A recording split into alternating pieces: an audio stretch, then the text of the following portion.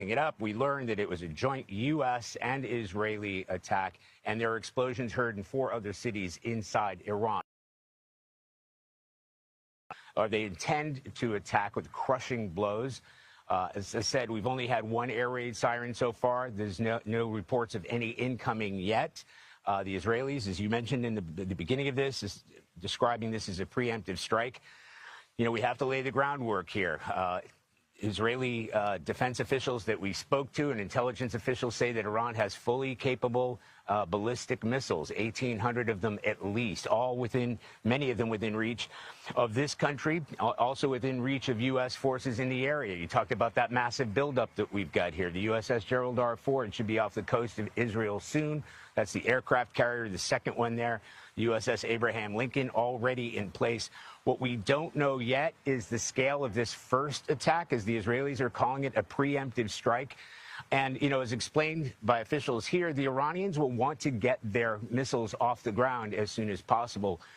If the Israelis are going to want to essentially wipe out any of their missile defense systems, and this is all taking place in the background of talks between the United States and Tehran about limiting its nuclear program.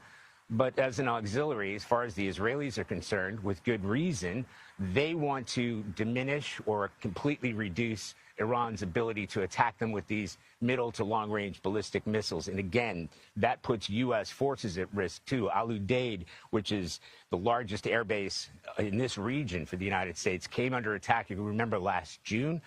They were sort of pre-warned, but they still had to launch a huge counterattack in order for those missiles to not get through. That was in Qatar.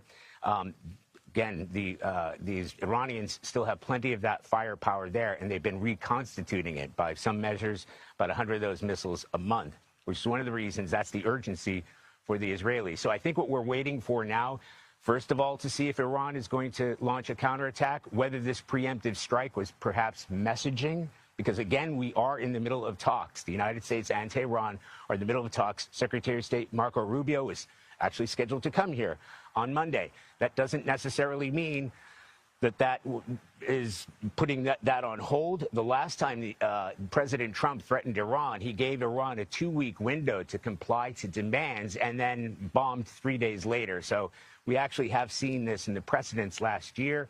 You remember Operation Midnight Hammer, where B-2 bombers, stealth bombers, targeted Iran's nuclear facilities. We might see a return to that. But as you said, we're seeing the largest buildup of firepower in this region, and that says a lot since the invasion of Iraq in 2003. Charlie, you touched on the huge military